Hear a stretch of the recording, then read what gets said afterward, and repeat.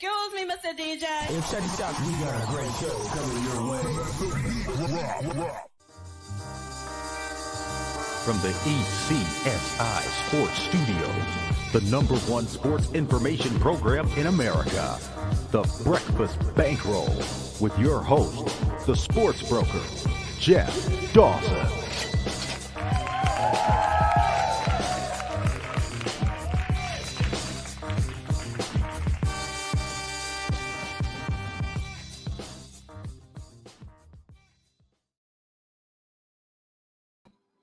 Good morning, sports fans from all around the globe. I am your host, Jeff Dawson, East Coast Sports Investors, and this is your Breakfast Bankroll for Tuesday, September 27th, 2022.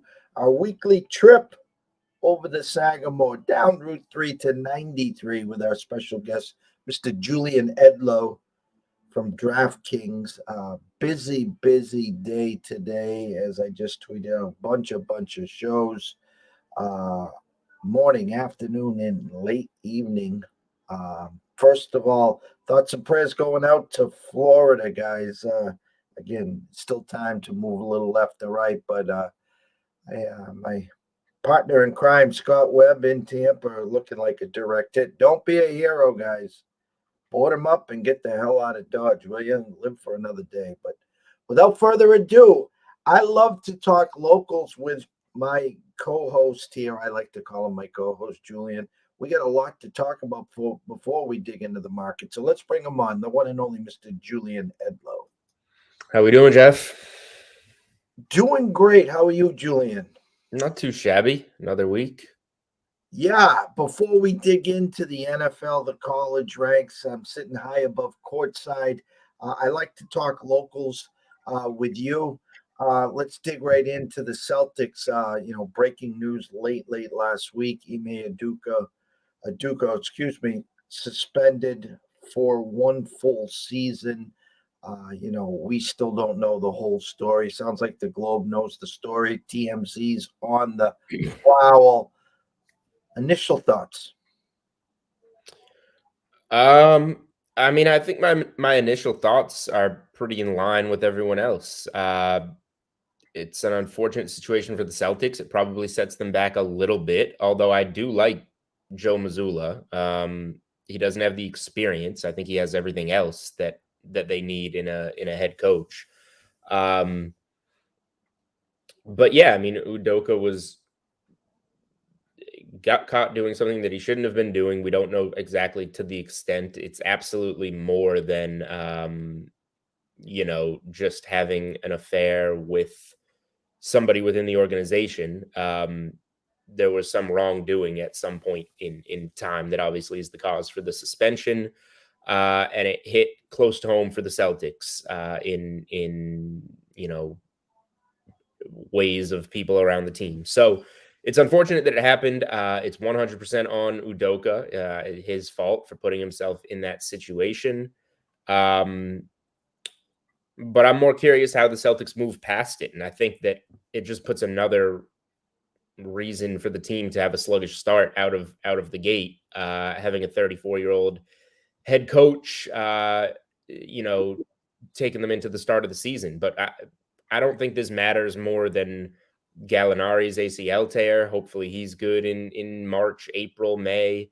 And I don't think this matters more than Robert Williams. On Friday, the Celtics snuck that news out. That wasn't going to be 4 to 6 weeks, quick cleanup knee. How many times have we talked about Robert Williams' knees? 2 to 3 months. We'll be lucky if he plays in the Christmas Day game against Milwaukee, I would guess. But more knee issues for the Time Lord, and hopefully he gets right, because he's a huge piece of what they do in terms of efficiency on the floor. So we'll see how much it ultimately sets the Celtics back. But yeah, a surprising story. Not a good thing. Can't spin it into a good thing, I don't think, unless Joe Mazzulla turns into the next, superstar young coach. There's so much to dissect right there, Julian. Great job as always. Here's a team that was up 2-1 in the finals, favored to take down Golden State and get banner number 18. We know the end results there. Then hats off to Brad. Right after the season, what's he do? He brings in Gallinari. He brings in Brogdon. I mean, it was puppies, cupcakes, and unicorns. And then, the shit hit the fan. I guess this was a 2 to 3 month investigation. What I've heard is that he was called in numerous times that says, yo, you need to stop and stop now. And again, I don't know. Don't quote me on this, hearing it's more than one woman. Hearing that the checkered passed in a couple other of his spots. So the Celtics this wasn't new to them, but just I think the real telltale sign to me, Julian, was the press conference with Wick and with Brad, and Brad was doing everything in his power to hold back the tears. I mean, he was pretty crushed.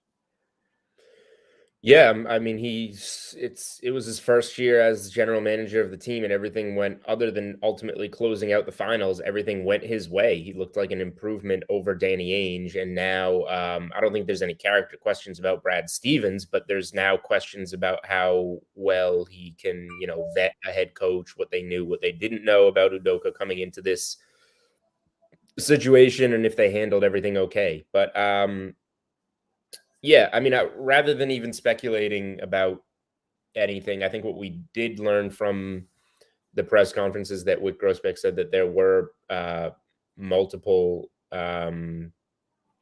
offenses. So whatever you want to take that to mean, more than one thing happened, regardless of how many people were involved. And the suspension isn't from the league; it's from the Celtics for a full year with the coach they just hired and took them to the NBA Finals. So whatever it was a serious deal, and I'll be surprised if we don't find out more pretty soon, because I think that it's trending in that direction. I saw instantaneously once this was announced, a lot of markets dropped the Celtics 2 games from their win totals from like 54.5 to 52.5. I saw I don't know, I think they went to 7.5 to 1 or somewhere in there to win it all from like a 6 to 1. At DK, were there about the same movements in your sports book? So regular season wins went from 55.5 down to 53.5. To win it all went from, I think they were 500, I want to say, and they're currently sitting at plus 600. To win the East, I think they went from plus 250 to plus 275. And then the division winner, back in July, the Celtics were like minus 130 to win the division. And that kind of ties into Kevin Durant at the time was still on the trading block.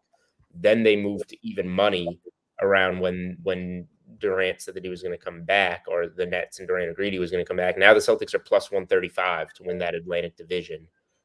Brooklyn's right behind them at plus 185, Philly plus 300. So the biggest swing, I think, was kind of in the division in terms of pricing, just given how many teams are in that market versus to win it all. But down 2 wins, I initially thought when the story came out, we didn't quite know as much, and I thought adjusting futures was maybe a little bit of an overreaction, but I also didn't know that this was going to turn into such a big deal and that he would be suspended a full season and probably not be coaching for the Celtics again. So knowing that, I think making these adjustments of 2 games, slight price to win the East, slight price adjustment, making them, longer odds to win it all, that makes sense. You kind of led me into my next little sermon here. Not coaching the Celtics again. My conspiracy theory, and when I say this, take it with a grain of salt, but he's not resigning. Then, of course, the lawyers come into play. The conspiracy theory is like Brad Stevens. They had Brad Stevens paid to an extension. They knew was time to move on. Wick says, oh, you're not coaching anywhere else. You're moving upstairs. We already got your signed, sealed, delivered, so that's where your ass is going. And he did a great job, as you said. With the coach here, when I say conspiracy theory, I'm saying they don't want to let him go because the initial thought is the Nets fire Nash in a heartbeat, and he goes over and coaches the Nets, and because his ties with KD are that strong. Yeah, I don't know how good of a look that would be for the Nets right now, especially if there were things going on in other organizations at any time. If he were to go back to a Brooklyn and anything had happened in Brooklyn, that would probably resurface. Um, I think it just all comes down to money more than letting him go somewhere else. You don't want to give him that full allotment and fire him this early and owe him money versus proving any wrongdoing or getting him to resign or whatever is going to cause the Celtics to pay less money. I think that's what they're working on really, and I don't think anybody would hire Udoka until this kind of all gets sorted out. I like that. I like that. Listen, when it comes to firing coaches and not paying them, I got my UConn jersey on. Ollie not wins once for his 11.9. He comes back and he wins another 3.9. You wonder why my season tickets, went up 100 and something percent, but that's for another day anyway. 100 and something percent. Yeah, I would. Wow. Yeah. And they very cutely they basically force you into donations, and the donations, don't worry, you're giving it to the athletic department. What we're doing is we're secretly funding a football program that just bleeds money that couldn't beat Barnstable High School right now, but that's for another day. So Fair. let's go to Gillette. Tough day for the Pats, and obviously Mac, high ankle sprain. That's what the prognosis is. He's looking for a second opinion. I mean, just through the tea leaves, I think he wants to have surgery. Bill's like, hell no, you will fight through this. You are not going on a 6-week IR. My 2 cents there is there was trouble in paradise this summer with Mac and his trust with the group. What's your take on what the hell's going on in Foxborough? I mean, we've gotten from legit reporters that it sounds like the Patriots want him back sooner and he wants to take more time and see if it's something that needs surgery or not. Which I guess I don't really have a take on that. Like, this stuff happens. It's the team versus the player, and they're going to decide now. And sometimes it's Herbert wants to get out there with the cracked rib on Sunday. This is kind of the opposite. Matt Jones wants to take his time. So my reaction, honestly, I don't know enough, and I don't have enough of an opinion on Jones's timeline or anything. So my only reaction is that as Patriots fans, we've clearly moved on from Tom Brady because Tom Brady doesn't miss starts. He stays on the field. The best ability is availability, and that's why he stayed around as long as he's stayed around and is still around. So unfortunate injury for Jones puts the Patriots, who already, like, how I feel about the Patriots. The Steelers aren't good. They got a win that was a good spot that they should have gotten. The Patriots are going to rattle off losses with or without Mac Jones. I don't think they're a good team. I don't think they're very well coached at the moment. I don't think they have much talent. So we know how it went last time around with Brian Hoyer trying to taking sacks and calling timeouts you don't have in Kansas City in a game that ultimately led to a blowout. I expect something similar at Lambeau on Sunday. And if Mac Jones does want to turn this into a 2 or 3 month thing, what do you got to lose 2-3 games, get blown out with Brian Hoyer before you want to take a look at Bailey Zappi? I think this one could go off the rails quick.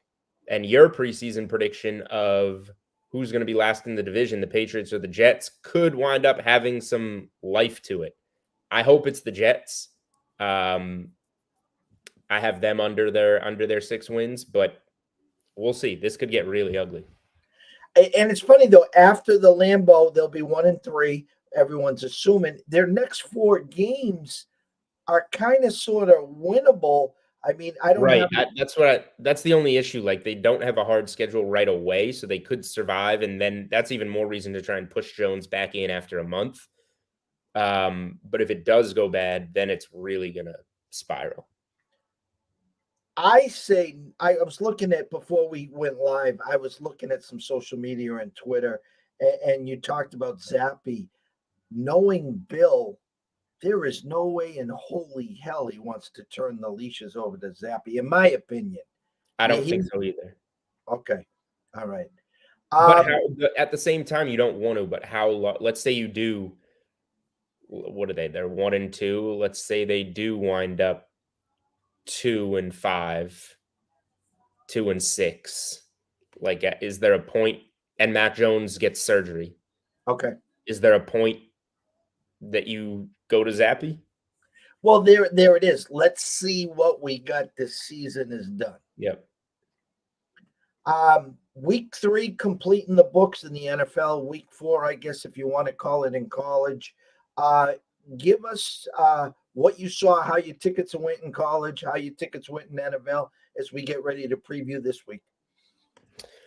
Yeah, I had a pretty split week in college. The plays that I put out went 2-3. Hit on Baylor money line. I didn't get why Iowa State was favored over Baylor. I took the cheese on UNC. I didn't believe in Notre Dame. They got it together. The problem with Notre Dame was the offensive line, and they couldn't run the ball. And UNC doesn't have a good defense. They fixed that at UNC, and that was the difference in that game. Michigan State was an awful call. I thought that they would bounce back after the loss at Washington. Michigan State is just bad. I think Maryland should beat them pretty handily at home this weekend. Got Oregon State with the +7 in that nightcap against USC. That was a very sharp versus square game, and I find myself on both sides of sharp versus square game. It's not always one side. I took the sharp one with the Beavers. That one got there. Was hoping they would get it outright, and they were very close, but they did not. The swing game was Arkansas, and I put out a poll on my Twitter, like, what do you do when you have an underdog in football that's less than 3 points, +2.5 or shorter? What do you do? Do you take the points, or do you take the even money to +120 type of money line? They opened 2.5. They closed 1.5. I played them. I put them out when they were +2.5, but I did it at +115 on the money line. Kick goes off the top of the upright, lose by 2, cover the 2.5, don't win the game. That's a little frustrating, especially when so that happened twice to me this weekend. I put out Niners +120 money line. They were +2.5, close -1.5, -2, whatever it was. Would have covered the 2.5, lose the game by 1 in one that makes you want to bleed out of your eyes watching that game, whether you bet on it or not.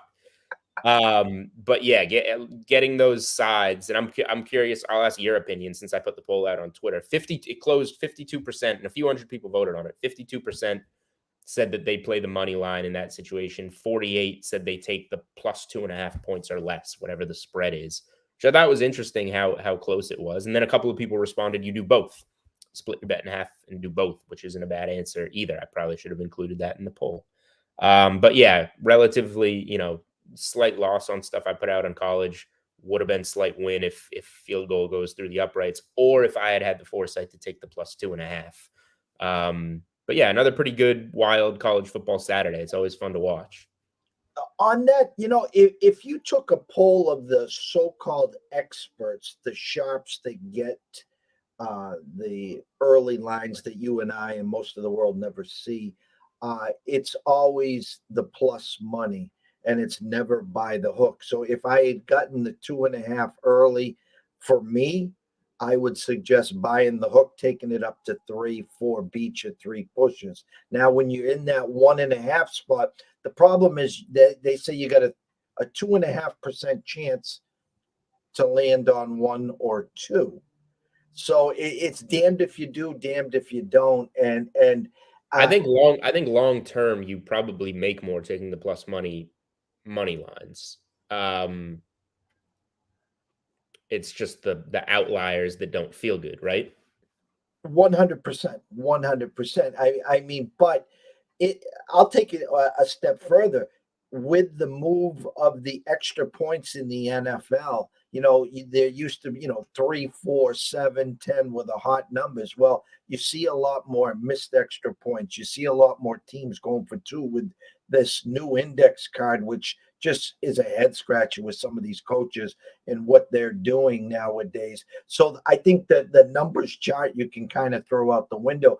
My only suggestion would be to be consistent. If you're going to take the points, stay with the points. If you're going to take Right. the plus money, stay with it. Because when you start going back and forth, like you said, what happened on Saturday, you'd be amazed how many times it bites you in the ass. Yeah, I think once you stop being consistent, that's when you open up the window for what's the word I'm looking for? I don't even know if variance is the word, but if you go the other way, the next weekend and it doesn't go your way, now you're even if you take plus 2.5 with somebody this weekend and they don't win, now you would have lost 1 unit on the even money. Now you lose 1.1 units on you're opening yourself up to even smaller little losses. They can compound over time. So if you're taking the points, that's fine. Just keep taking the points, and you hit the Niners in Arkansas, which is great. But yeah, I agree with you. The underlying message should be stay consistent. I don't want to say I told you so. I talk about life. I talk about geographical changes. I'm going to just pick myself up and I'm going to go move to Arizona. Well, I'm still taking the same person. And if I don't change, nothing changes. And I've talked ad nauseum about Josh McDaniel. And I talk at a point where, listen, he had some glory moments here. He was a big part of Tom and Bill, but he went to Denver for a couple of years. He was heading to Indy, and then he got cold feet, but he got the Andrew Luck story too, and Bill and Bob grab him. The writing was on the wall, meaning if I stick and stay here in New England, I don't think Mac is going to be the answer. I don't think we have the pieces in place. If I don't jump ship and get a head coaching job and I sit through this disaster another year or two, I could be in trouble. Well, he changes the area code from 617 to 702. Everyone out in Vegas is doing cartwheels. We bring over Adams. We're getting the duck boats. We're getting the parade routes down the strip. We can't wait. They're 0-3. Thoughts?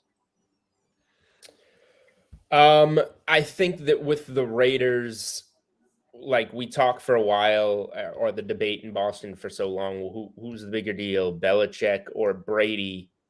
And now you remember when Josh McDaniels goes somewhere to be a head coach, maybe why Josh McDaniels was such a good offensive coordinator. Not that he's not good, is because you're doing it with the best quarterback of all time under the best head coach of all time. It's a pretty cushy job, the offensive coordinator of the New England Patriots, which currently nobody has that job title. And, much different now under whatever that staff is with whatever that quarterback situation is. So McDaniels had one of the cushiest jobs in the NFL, and he hasn't fared well as a head coach. I was putting some numbers together, not that this means anything about the game, but they're always interesting, the trends. So the Raiders are the only 0-3 team in the NFL. They're also 0-3 against the spread.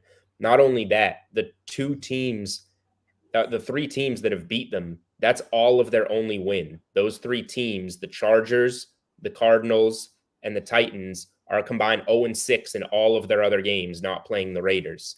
Limit increase. That's bad. So, of course, the Raiders find themselves, I think they opened 1.5-point favorites hosting the Broncos this weekend. They're up to 2.5 on DraftKings Sportsbook. Everybody's betting the Raiders because they need to win this game. And it's against a Broncos team that has no offense, but a great defense. But the Raiders don't have a good defense. So is this going to be the game that Russell Wilson comes alive when everybody thinks it's the must-win game for the Raiders? The sharp side is the Raiders. I'll give you that. I have no idea what to make of this division game. Two teams with so many new pieces. I have no clue.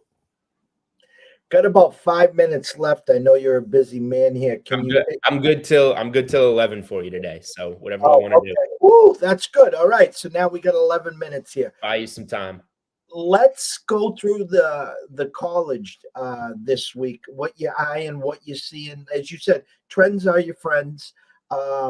you got some tickets already. You're leaning some ways. What are you seeing so far this weekend in college, Julian? Yeah, I'll be honest. I didn't love the board for college or NFL that much this weekend. I don't think it's the best weekend. That said, there's a million games. You're always going to find stuff that you like. Uh, I thought I think it's really interesting the Washington UCLA game on Friday night. That's floated around between 2.5 and 3.5. It's currently at 3. Washington laying 3 on the road on DK Sportsbook. Washington's really good. The question is when they run into a tough spot, and is that going to be a Pac-12 game like a UCLA on the road? But UCLA has struggled mightily so far. So this is, I think people with models, people with numbers will tell you UCLA is the side. I think sharps will play UCLA. This would be a Washington or nothing for me because I think they might actually be really good and prove themselves in this spot. They had the win over Michigan State, and then they didn't let down against a Stanford. Maybe they're just really good and they can keep this going. I don't have anything there, but I thought that was an interesting game. I'll say this. I've seen some numbers. I just talked about people running their numbers. I've seen some numbers that have the BC Louisville line way off, that this should be, 4 or 5 points. It's 15.5 on DK Sportsbook. BC is awful. 15.5-point home dogs. They have a dreadful O line. I have no idea what to do with that game. I would consider taking some points with BC eventually, at home. This many points in an ACC game against Louisville that hasn't been that great, but BC's bad. And this is how you can tell this is, not the best board when you're bringing up games like this.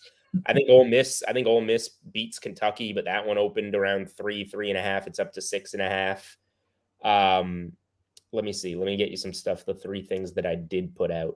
The Alabama-Arkansas game is always tempting. Arkansas kept that within 7 last year. Bama's got to go on the road. They barely beat Texas on the road. That would be Arkansas with the points or pass for me, even though I think Alabama ultimately wins. What I did put out, I thought the number was off on Baylor last week at Iowa State. I think it's probably off again. I think Baylor's a little underrated. Oklahoma State's a little overrated. I took Baylor minus 130 on the money line. Put that one out. They're minus 135 now. They're at home in this one. They've been tested. They lost a really tough road game at BYU. They won that game pretty handily by more than the final score indicated at Iowa State. Now they get their first big game at home against Oklahoma State. Oklahoma State has the revenge factor for the championship game that they lost at the 1-yard line to Baylor, but I think Baylor's the better team. Mississippi State, I put out Mississippi State at minus 2.5 against A&M. It's up to 3.5, so you can't bet it. Pass is a key number there, but A&M hasn't gone on the road yet. And I feel like they got lucky against Miami. They got their touchdown on a muffed punt.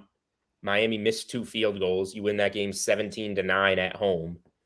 They got lucky against Arkansas. That game was 14-13 at halftime, but Arkansas was about to score and make it 21-7. A&M defense gets a takeaway right before half and brings it back.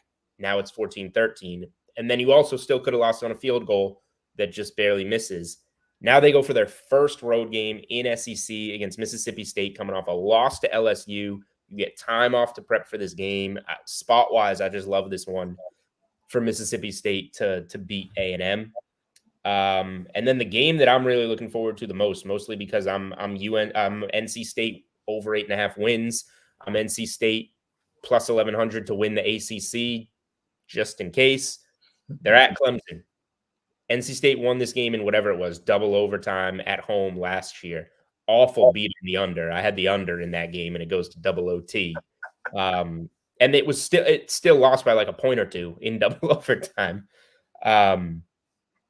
Clemson's going to be ready for this game, but they just went to multiple overtimes against Wake Forest in a grinder that they had to win. NC State got just a little cardio in against your UConn Huskies on Saturday and now get to play Clemson. This is going to be a really good game. I took the +7 with NC State.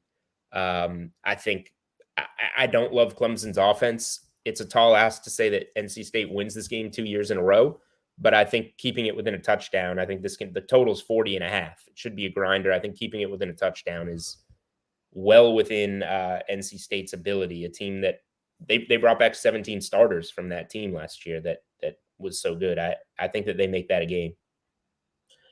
I like where your eyes are there. I was hearing a few of our colleagues talking about NC State, the quarterback who's NFL ready already. Grabbing a touchdown with a low under over of 40. It's one of the lowest totals other than like that Air Force game, which is like 37.5 or something. Before we jump to the NFL, I just wanted to throw something out to you. Have you noticed all of a sudden Vegas getting a little hip to LSU and Brian Kelly? Did you see the number this week? Yeah, I think that Auburn is just that bad. Okay.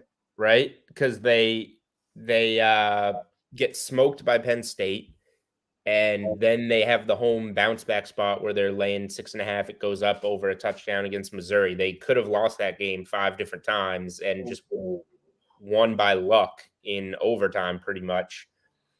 I don't like that it's on. I can't lay whatever it is, 8.5 now with LSU on the road. I don't trust LSU enough for that in an SEC game. But Auburn's just not good, I think, is what that means. Speaking of not good, let me just really quick. FIU is like one of the worst teams in the history of college football. New Mexico State isn't even good, but they're laying 15 against FIU on Saturday night. FIU, anybody minus whatever against FIU seems to be good right now. They went to overtime with Bryant football and barely won. They lost one by 73 recently. One to keep your eye on if you like bad football. Well, last week on my timeline, I said, let's just get it over with. I said that Colorado should play Georgia Tech and just get it over with so we know. I mean, that Colorado fade has been money. Hey, and something we talked about all summer, I hope you're following up on this, is the Ohio State team totals. I mean, just auto playing Ohio State team total. I haven't been. I've hit a couple game total overs on them, but I haven't been playing it, and now they're finally there. Does Ohio State play this weekend, or is this their bye? This might be their bye because I don't remember seeing. I don't think they're on the board this week. Yeah. Oh no, Rutgers. Yeah, they're not playing anyway. Right. Total 59 as 40.5 point favorites. Rutgers plays slow is the only concern. But yeah, I wish I had done it. I wish I did something with them against Wisconsin. Wisconsin's just not good. 3 minutes. Give us a couple quick insights on the NFL and close it out with your promo. If you got one for Thursday night or this weekend, off the top of your head. Hate the NFL card. The only thing I put out early was Giants minus 2.5 against the Bears. I saw it get up to 3.5 on DK Sportsbook this morning. I think it's settled at 3. I think the Giants, I put that out before Monday Night Football, but I think the Giants were either going to keep rolling or be in a bounce back spot against a 2-1 Bears team that's not good. Now they're going on the road against the Giants. So yeah, Giants 2.5 is my only thing that I put out for Sunday. Considering the over in that Bills-Ravens game, Josh Allen against Lamar Jackson in a game that neither team has any secondary healthy, that seems like a game. It's 51.5. That seems like a game we should see points. Baltimore's got 37 and 38 points the last 2 weeks. The Bills coming off a stinker in Miami. They should bounce back and put some points up. The Patriots just put up points on the Ravens. I think that one's good to go over. And Thursday night, I grabbed the 3 with the Bengals. I'm good with the 3.5 on the Bengals. Tua's dinged up. The Dolphins are a little bit fluky. They beat a Patriots team that's not good, 20-7. They had a historic quarter to beat the Ravens, who we just talked about are dinged up in the secondary. And then the Bills double them up in yards, first downs, everything, and somehow lose that game. I think, a Bengals team that kind of got right against the Jets, maybe feeling good. Now you come home, going against a Dolphins team that's been expending a lot of energy in these wins on the short week on the road. There's a reason that we just talked about the Raiders 0-3 and they're favored this week. There's a reason the only team in the NFL that's 3-0 straight up, 3-0 against the spread is an underdog this week. And I was using that with the Giants in Dallas on our show on Friday. I was like, answer the question. Do you honestly think the Giants are going to start the year 3-0? And then I just stopped right there. I knew it was Cooper Rush. It was a good game, don't get me wrong, but a lot better than Sunday night's game for sure. But that was the question that I asked. And the same thing. And great points there, by the way. Do you honestly think Miami's going to start the year 4-0 is the question? No, they deserve they've earned their wins, but their steam is going to run out at some point, and it's a pretty good spot to run out of steam on a short week on the road with dinged up Tua against a 1-2 Bengals team that needs to start making up some ground. So yeah, Bengals seem to be the spot on Thursday night. And for that game, the promo, what are the Bengals on the money line right now? The 7-point early win promo is back. It's rumored to be gone. It's back. Here's where, bankroll management comes into play. The Bengals are -3.5, -115. You can bet them -190 on the money line. If you're up 7 at any point in the game, you cash your ticket if you take it on the money line. So I would say whatever you're betting, I don't know exactly what the limit is on that, maybe $50, but I would just go to that money line first and go for the early win promo because those have been hitting. Costing DraftKings Sportsbook a lot of money. I do know that. Yeah, that was the talk of the town. Someone on social media, of course, puts out a number that you guys had given away or lost for this promo. No promo, and then it's glad to see it back. So, Julian, follow him at Julian Edlow at DraftKings Sportbook at DK Live. Always catch him on his podcast at the Unreasonable Odd Podcast. Jules, we can't thank you enough. Look forward to talking throughout the week and obviously catching back up on next Tuesday. Always a pleasure. Thanks, Jeff. Thank you, Julian. The one and only Julian Edlow from DraftKings. Good catch up. A lot to talk about with the locals. A lot going on here. As you see, I'm high above courtside and with the Celtics and Ime, and then, of course, Mac and his ankle. And the Bruins are already playing. They played on Sunday, I think it was Saturday or Sunday against the Flyers. And then the Celtics tip off on Sunday. So it's just amazing how quick these games and teams just turn around. And on November 1st, circle the calendar. That's my day because college hoops start. So I tweeted it out, and you can't see all the shows, but an absolute swamp day. We wrap up here with Julian. 1 o'clock NFL Bet Exchange with Pop DiBiase. 3:30, follow us live with Ron from Ace Sports. We'll be talking about his 98-page NFL preview, which is on our website. Go to eastcoastsportsinvestors.com and then just click it. And then if you wait 5 seconds, it will come right up. You get this for free. You can download it for free. Just give us your name and email, and it's yours. And then at 4:30, myself and Riley, Southside Riley, will be doing the closing bell. And then at 10:15, myself, Dave Sharapian, Brady Tinker, and the greatest producer in the world, Mr. Kiefer Madness, I like to say, will be doing Sportsbook Confessions. So from myself, Jeff Dawson at East Coast Sports Investors, from Julian Edlow, who has left the building, at Julian Edlow, at DraftKings Sportsbook, at DK Nation Live. We wish everyone a great morning. All your family, friends in Florida, please, please, please be safe. Board them up and get the hell out of Dodge. Live for another day. So we will be back later this afternoon. See you soon.